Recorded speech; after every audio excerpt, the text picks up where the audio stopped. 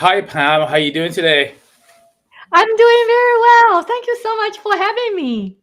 Yeah, thank you for accepting my invitation. I met you at B2B Marketing Exchange. I believe it was in Atlanta last Yes, year. that was a lot of fun. It- Yes, that's where we connected. yeah, I attended your workshop. On, I Oh, think it was so Go to nice. Thank Market. I really enjoyed it. I even wanted chocolate, but I gave it to somebody else you. You because did. You know what? Don't do that next yeah, time. I'm trying to get that blood sugar, under control. But I can yeah, completely understand that. Yeah, I'm really happy that you accepted my invitation. I know I keep bothering you, and you're like, okay, fine, I'll. that is not true. It's always wonderful to talk to a fellow B2B marketer. So I'm very happy to be here. Thank you. So, I think you're a senior level, CMO level, marketing B2B marketer, but I think you would probably introduce yourself better than I would. So, if you don't mind introducing yourself for our audience, that would be wonderful. Certainly. Hey, everyone. If you are watching live, and B2B marketer here, that's what I do, like B2B marketing through and through. And I've been in the marketing front in the past 10, 15 years. And I was actually a marketer supporting sales for a long period of time. So my experience is always around content marketing, marketing strategy, planning, demand generation, sales enablement. And recently, I kind of branch out and then see how AI is going to impact that a lot of marketings or the modern marketings that we do. So, and I do a lot of consulting, and I also do a lot of speaking and the workshops. And that's how Ali and I met, is through my workshop. So it's wonderful to be here. And you're a great speaker, and your workshops are great. I really saying that I really benefited a lot from it. And are you going to be going to any of those future B2B marketing any or no? Conferences. Yeah. Yeah, so I've been doing a lot of a private enterprise internal marketing conferences, and then I just finished one with McGraw Hill, and I also just did a channel partner um, mastermind Hmm. marketing session with Zebra Technologies. So I've been doing a lot of like a private enterprise internal marketing get together, and I will be at the Content Marketing World in September, and also the B2B Forum, and from Marketing Profs in November. And maybe there are other conferences I can go to. Well, if you have conferences, you need speakers, reach out to me.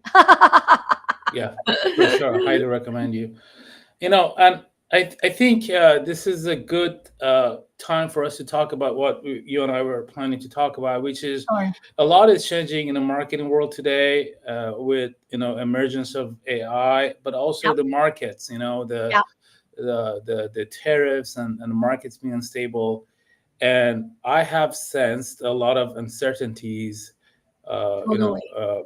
And as a marketer, and I feel also our client and my colleagues, other marketers, it's been a topic of conversation. So wanted to get your take on that and see if you're also feeling that, and how do you usually go about it?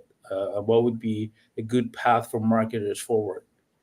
Great question. I think you brought a very good point. Since March this year, and especially after the current administrations announced their economic policy moving forward, there is actually a lot of uncertainties within our economy, and also in terms of a tariff situation. A lot of companies are very concerned about their materials cost, especially if they have a physical products. And with that being said, a lot of company are taking kind of like a pause in terms of the marketing outreach, and specifically in terms of a budget, right? So a lot of time marketing is not free. It does require some kind of budget to fuel your marketing outreach and your marketing efforts. So what I have seen actually in the past probably 6 to 8 weeks, and many companies are waiting for kind of like the dust to settle before they kind of start going full steam with their marketing effort. And I totally understand why they're doing that way. But I feel there are things that you can do to keep the business going. And I would like to share some of that with everyone. So That would be great. Does going on a long vacation include it? actually, it's not a bad idea in this time to take a vacation as a Yeah. marketer. But I understand with a budget cut, and that we feel that our hands as a marketer are tight, right? It's like we don't have a budget. There's a lot of things you cannot do. And I do agree with that to some extent. So, with that being said, you need to be incredibly flexible and agile. You have to look at the things that you can do, kind of still create certain kind of impact and require lower budget. But most of the things that require lower budget requires attention, requires you to work on it. Is that helpful? So what I said is I want to make sure everybody understand is a lot of time you have agencies, you have a contractor to help you, which is great. If you don't have that, you somehow have to roll up your sleeves and you have to do some stuff on your own, which is not necessarily a bad thing. Okay. There are a couple of things that you can look into doing. I'm just going to give people some ideas. Number one is look at your own media, your blog, your website, your email engine, all of that is yours. So can you do better on that? Can you optimize your website a little bit more? Okay. If you are doing a webinar and using Zoom, can you also do that and do some of the organic promotion on your own? So there are stuff that you can do to kind of, I call it KTBR, keep the business running. Hmm. So that's one way to think about. The other thing that is very important in the tough time like this, you need to stay incredibly close to sales, hip to hip. Try to understand what they are doing. What can you do to accelerate, their closure? If there's anything they need your help, you should always say yes, I'll do it, because they need your help more than anything else. Yeah. Right? Especially in the digital marketing world. So think about what you can do with your sales team and try to make their job easier. Indirectly, you'll get credit for it. Well, that's great. And I agree with you on all accounts. I got into marketing, starting out with SEO. So when it comes Right? to earned media and owned media, you're speaking my You get it. language. You get it. Yes. Right. Yeah. And this is a time where even us as marketing agencies, usually we tend to neglect our own website because we're so Totally. busy with our client work. And this is a time where we're thinking about expanding the content on our website, the service pages. Maybe I saw, just looking at it, there's a lot of inconsistencies with the tone of voice. So maybe fix that, add more videos. So yeah, I agree with you 100%. This is a time to kind of reflect and improve things, like you said, with your earned and owned media, email marketing, your list, cleaning up your list, all that stuff. Yep. I totally agree. So now, like, I do the same thing with my website as well. And Ali, it's basically I will look at my website because just like you said, I work very hard to optimize it for SEO. Mhm. But I also have changed a lot in the past 1.5 years. Yeah. There's additional speaking topics I can talk about. There are additional workshop I can do. But because I'm very busy on getting a lot of things done, I kind of let my website go. And now is actually a great time. It's just like you said, a time of reflection, Mhm. right? So what are the things you kind of put on the bottom of the list? And then now is actually use the time to actually clean up, do something about it, and to get yourself ready when the time comes.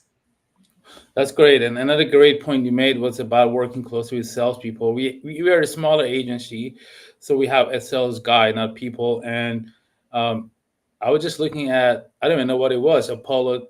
Or we had a subscription to Apollo, and I was Yeah, like, that's a good uh, tool. yeah, and I'm like, okay, maybe we need to change the approach and be more of marketing. And as instead of cold emailing people to want to work with us, maybe we can send them something. So he and I were collaborating, like on a hook. And as a marketer, I tend to have really good ideas, and as a salesperson, he has a lot of good ideas. and and then he and I started like re-strategizing our some of our campaigns in Apollo, because I didn't even have any influence on it before. He was running him, and Yeah. he started saying that, hey, nothing's working, and I'm like, nothing working where? And then he's like, in Apollo. I'm like, what the heck is Apollo? You're paying for it. I'm like, okay, let me. It was just crazy. And then I'm like, oh my god, like we have this tool. Let's kind of like, let's figure out a better strategy, where as opposed to saying people, hey, let's get married, let's just give them something of value, like a PDF or something valuable, get them in our funnel. And like you said, with us, people may not be ready to pull the trigger right now because of the this state of union, right? So Yeah. that's a very good point you made. This is a time to get even closer to sales. Two-way sales team. Yes. Yeah. And I also want to add, if you have any health goals like me wanting to lose weight, this is a good time. I like that. I like that. Hit the gym. Oh, God. Yeah, very cool. What about um, like larger enterprises that are still need to do marketing? Um, I've noticed that uh, they tend to cut back sometimes on the wrong campaigns, as opposed, like, they tend to cut back the dollars as opposed to attempting maybe to change the language a little bit, be more have more empathy, as opposed to creating, obviously most of our conversation today is about B2B, but even on a B2B or B2C, having a less aggressive tone and more sensitive to what consumers are dealing with. Have you had what are your takes on that? Is this a good time for us to revisit our offers and messaging? Completely. I wrote a blog post, and I actually listed kind of like 8 scrappy um, options or suggestions that you can do in the time of uncertainty. So it's my latest blog. If you go to pamdinner.com and click on blog, you should see that blog post. And one thing I did say, one option or one suggestion is actually refresh content, marketing content, and the sales collateral. Right now is a good time because nobody is spending a lot of money.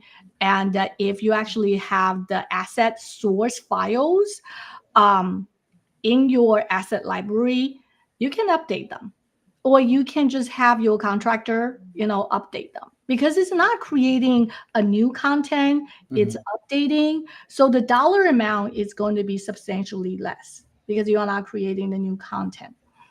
And so one thing that you need to do is, okay, now it's time. That's a refresh and update the existing contents that we have.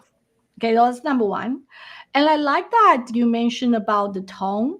All right. Hmm. So in terms of a tone, obviously everybody have your brain voice, and you try to align your writing and your talk, your content creation along with your brain voice. However, there's a subtle details in terms of, okay, in the time of uncertainties, should we be very pushy and aggressive and to drive that sense of agency to encourage people to buy, or should we be incredibly empathetic and not necessarily put the sales on your friend driver, but really focus on, okay, you understand your prospects and or customers challenges and talk from that angle. Honestly, there's no right or wrong answer to this. I want to make sure everybody understand. This, if you are very closely with sales, and that depends on the sales stages you are in. If the salespeople are very close to the finish line, maybe creating that sense of urgency is more important. If you are in a sense of nurturing, maybe the empathetic tone is more important. So you have to think through in terms of what are the prospects, where are they? And then you pick and choose what makes sense for them. So the things I'm talking about in essence is a form of personalization. Mhm. Is that helpful? So It is very helpful. Yes. stages, I Mhm. think that will determine what is the tone and manner that you are going to use. Great. And personalization nowadays is even easier thanks to AI. And With I the know, AI, yes. and you wrote two books about AI. I have them both. That's right behind you. And and I think it's relevant to our topic because another way. Okay, yeah, that would be great. And I'll make sure I put the link to them on the bio when I I put really on YouTube. appreciate it. Of Really course, appreciate it. sure. But I also believe that maybe this is a good time to utilize AI more. Some of the more tactical. There's a lot of resistance to AI. I've noticed among marketers because they feel it's going to replace us, and I'm like, yeah, I mean, it probably will at some point, but maybe right now, for the time being, you can use AI to become a better marketer. I use it a lot, not only to write content or rough drafts or whatever. I use it for data analysis. Oh, good Uh, for you. yeah, it's like it just I've took a course. I read your book, but I also took a course in Coursera about like prompting, and like I know how to prompt better now, and it's like Yay. it's so amazing. And and I'm subscribing to more AI tool. Like right now, my latest, like I'm just obsessed with Perplexity. Yeah. For Complexity is great in yeah. terms of research. Yes. Hmm. And then custom GPTs and stuff like that. Uh, I'm on X a lot, so Grok. But I think marketers, in my opinion, this is a good time to keep the overhead lower. Maybe even, at least I'm talking about from me on the agency side, maybe cancel or pause some of our premium paid tools and utilize AI instead, to reduce some of the costs or improve productivity. And as you mentioned earlier, personalization is now totally doable with AI. So, what Mhm. are some of your takes on employing AI in this time of uncertainties to continue productivity because companies still need marketing? That's a great question. And you mentioned about AI can be used in many different ways, and I 100% agree with you. And I think if you are novice to AI or any kind of AI bot, the best way to start possibly is with a ChatGPT. And the easiest way to cut into using ChatGPT for marketing is content creation. You can type as simple as write me a LinkedIn post, and then you can add that LinkedIn post into the chat GPT, and they will write you a LinkedIn post. And over a period of time, they will learn about your voice and your tone and the manner. So that is one suggestion. Is basically you are using AI as a content creation tool. It doesn't matter if it's social media post or even the first draft of the blog post, and you can also write a prompt, say, hey. Create a video script for 30 seconds using this blog post, and add that blog post link as a part of ChatGPT prompt.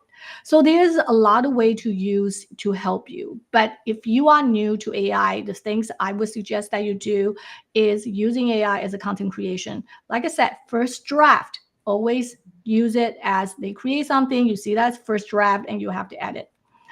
However, if you are professional, like a profession users like Al, and Al mentioned about custom AI, and you can actually use AI as automation tool.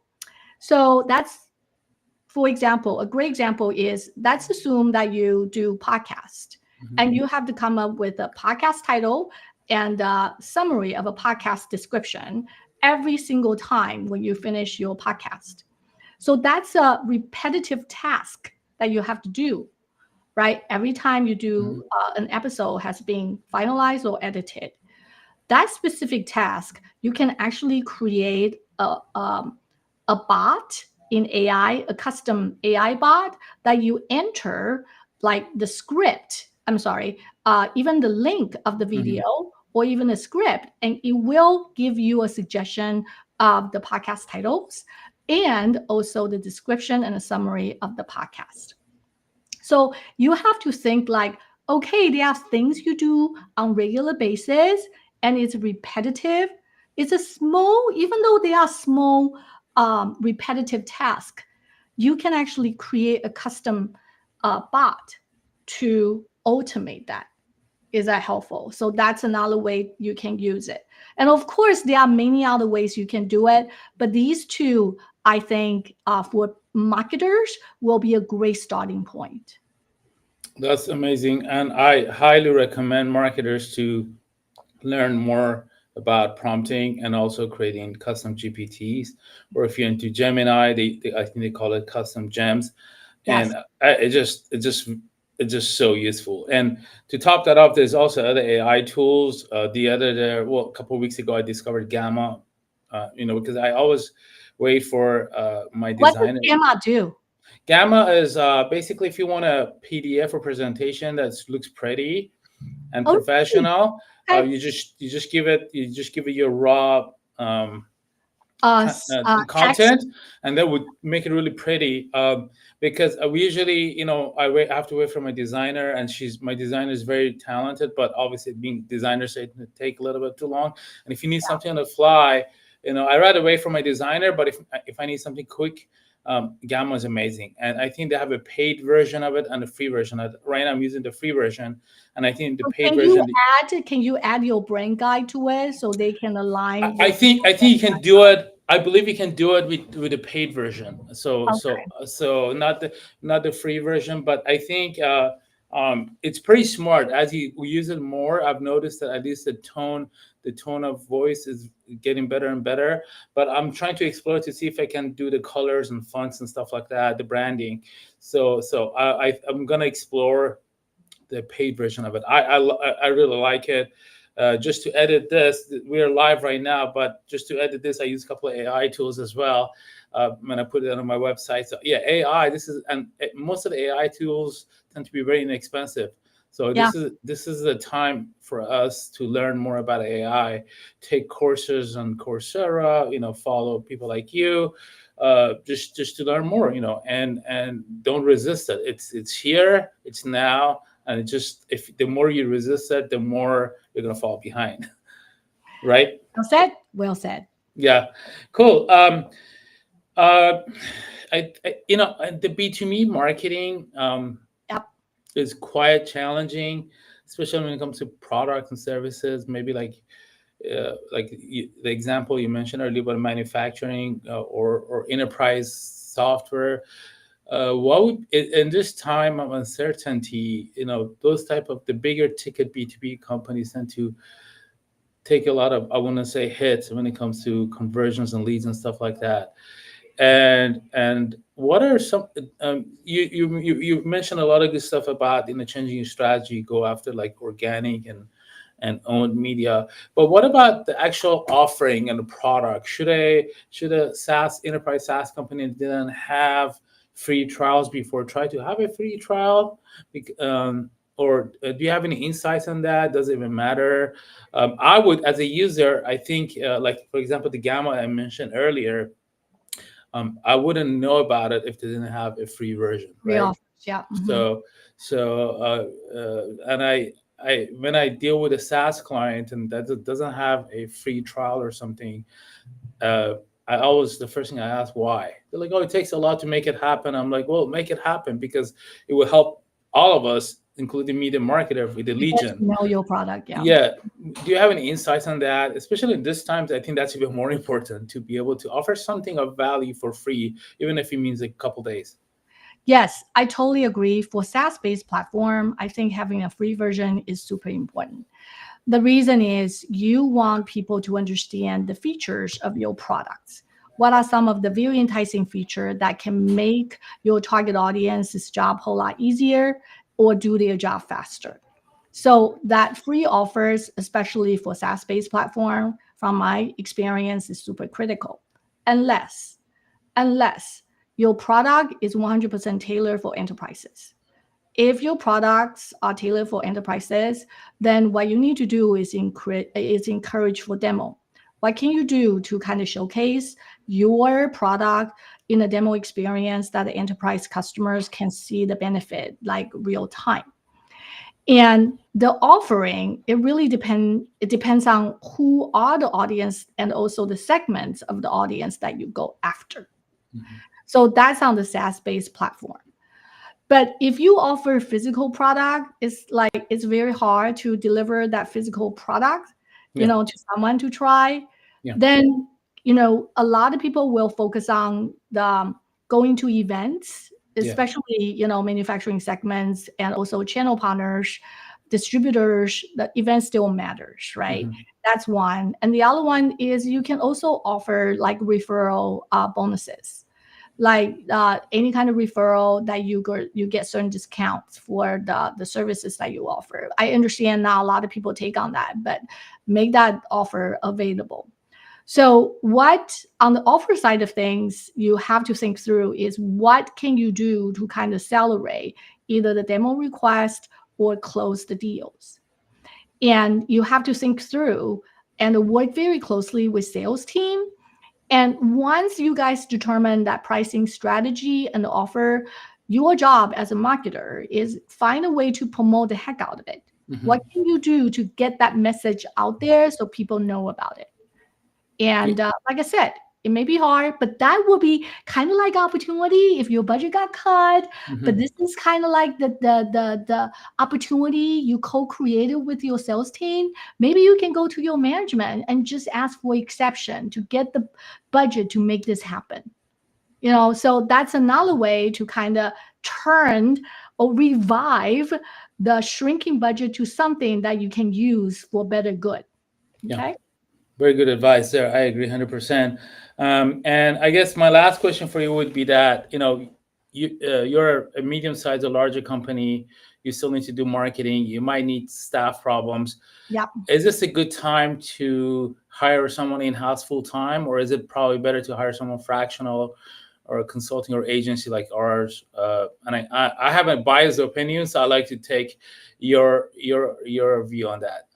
Certainly. So in the mid-size or even enterprise, they always have what they call it the cap on their FTE, Mhm. full-time employee headcount. So most of the mid-size company or growing mid-size company plus the enterprise companies, they have a limit in terms of how many full-time employees they can hire. And in the time of uncertainty, a lot of time that FTE either capped or even being reduced. That's why we hear a lot of layoffs Mhm. during the uncertain times. So because of that, many marketing organizations, including sales, even HR and finance, they will turn into agencies and contractors for help.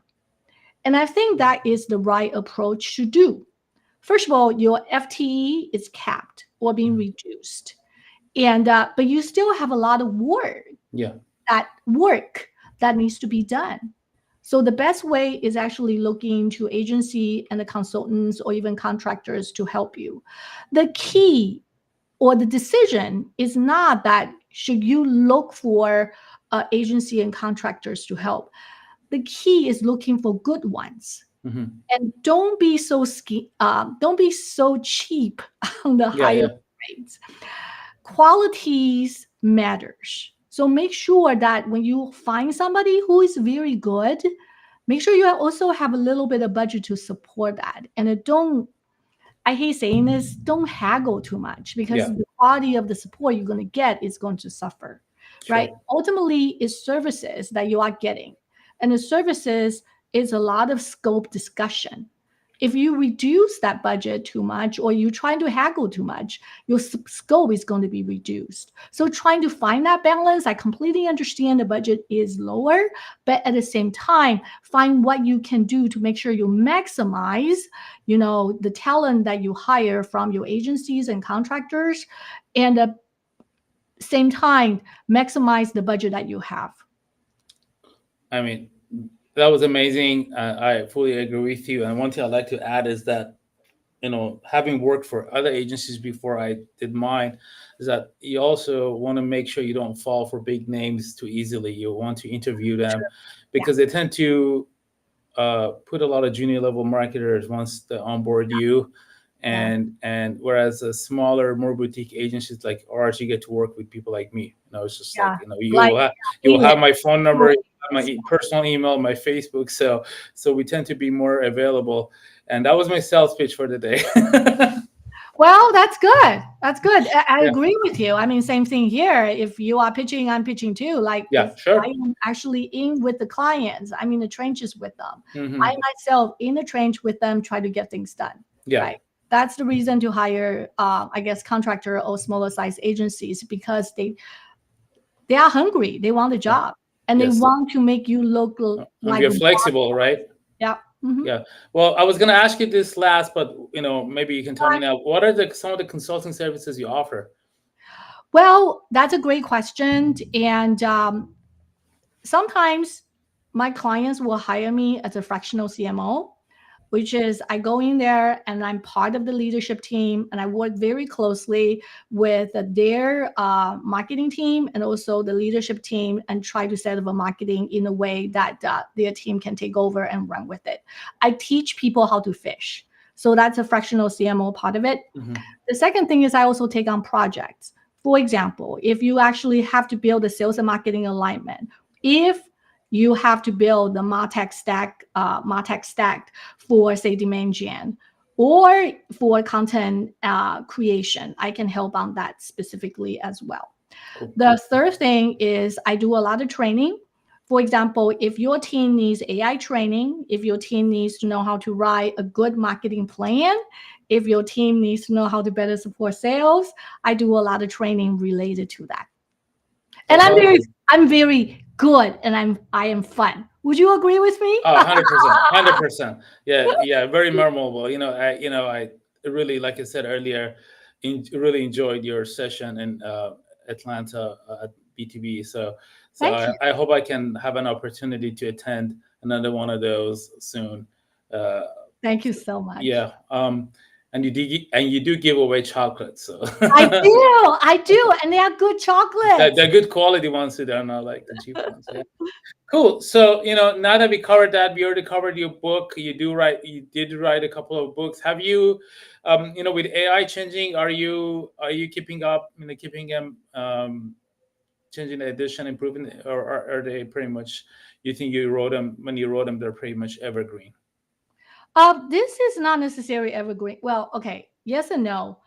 Um, these two books are very short. Yeah. This is only 100 pages. Yeah. This is only 50 pages. Mm-hmm.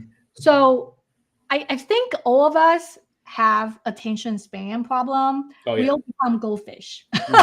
Yeah. Yeah. So these two books are very much get to the point. I get to the point as a B2B marketer, Mm-hmm. what you need to know in the AI as of now. Yeah. Okay, of course, the AI is evolving very fast. I also made it very clear this book was written in September 2024. Mm-hmm. Some of the stuff still applies, some may not be, because AI is evolving fast. So you have to use a judgment call. Read it as a grain of salt. Mm-hmm. This one is basically about prompts. Yeah. And for different marketing disciplines, what are the initial prompt that you can write? So I just give you some ideas in terms of the prompts that you can Mhm. write. That's it. So this is more kind of like a tool book, if you Yeah. will. And so these are, from my perspective, tool book. I like to write books that's useful for B2B marketers. And Yeah. at this time, everything I do is get to the point, get to the point, get to the point. Yeah. So that you kind of read it and then you move on. Like, for example, this book, chapter 4, 5, and 6, done. Yeah. For this Done. book, chapter 3, done, right? Done. So it's very easy. You get to it and you can move around depending on your interest when you read the books. Cool. All right. Well, let's conclude this with a couple of personal questions, if you don't mind. Sure. When you're not being an awesome marketing leader, what are you doing? Well, I'm doing marketing all the time. What do you mean I'm not doing marketing? No, I mean, like, I'm hoping that at some point you're like you have some sort of hobby outside marketing. Yeah, I do a lot of yoga. And if I'm actually at home and I'm not traveling, I usually do yoga 5 to 6 days a week. Mm-hmm. Cool. And recently I picked on golf. And I Wow. feel like I have to pave the way for retirement. Like when if I'm not working anymore, what kind of activities do I do? So I stopped picking on golf, and it was a frustrating sport. That much I can tell you. Yeah, golf has been on my to-do list for a long time, but I'm a father of a 6-year-old, so a Oh, lot. that you know what? Take your time, raise your Take my child. time. My Yeah, kids raise my are child. grown. My kids are grown, and I was like, you Yeah, know what? My kids are grown. I can do something else. yeah, for sure. And you did. We talked about. I think the book recommendations probably your books, but if you have any other if you have any other recommendations, let us know. Actually, to be honest with you, there's several books like the traction is actually pretty common. You probably Hmm. have seen it if you are on the SaaS Yes. platform. And then the other book I kind of like is the Revenue Accelerator Hmm. Rules. And this is really talking about how to use artificial intelligence predictive technologies way before the ChatGPT became popular. Yeah. So they more focus on what kind of predictive models that you should use and to forecast in terms of revenue acceleration. And I thought this is an interesting. Who is it by? This is actually it was by it's by three authors. Okay. Actually two authors. Okay. Sashi Upadhyay Mhm. and Kent McCormick. But I would just say revenue acceleration Mhm. rules. Okay. Just remember the Just go title. on That's Amazon, look for that. Cool. All right. And I think the last question is going to be a little a fun question. If you could be a superhero, which superhero would you you know, be? you guys will be very surprised about my answer. I want to be Deadpool. Oh, wow. Wow. Who doesn't love Ryan Reynolds? Yeah. Honestly, Yeah. he's good looking, he's fun. I really like Ryan Reynolds. Yeah. And the Deadpool is not necessarily a superhero. Yeah. And that there is a dark side of Mm. Deadpool. And you know the movie, if you haven't seen it, you know what I'm Of talking course. about. Yeah. There's a very dark sense of humor. And but I really it's set aside the violence. Yeah. Okay, it's just like the violence of the film and the factor of it. I really like his internal struggle, as a person, right? Yeah. And he wants to be good, but at the same time, he's horrible, Yeah. and how he's struggled with that. So I really want to be Deadpool. Yeah. I think we have that in common. I want to be a Sith and a Jedi. I'm always both. Yeah, Like I feel exactly. like I have the dark side too, and I have the good side. Pam, it's been a pleasure. I really appreciate your time. I know you someone like you is busy and you have to go. I really enjoyed this session, and I hope I can run into you in some of the upcoming conferences. Definitely. I hope to see you again, Thank Al. you. Take care. You have a nice Take day. care.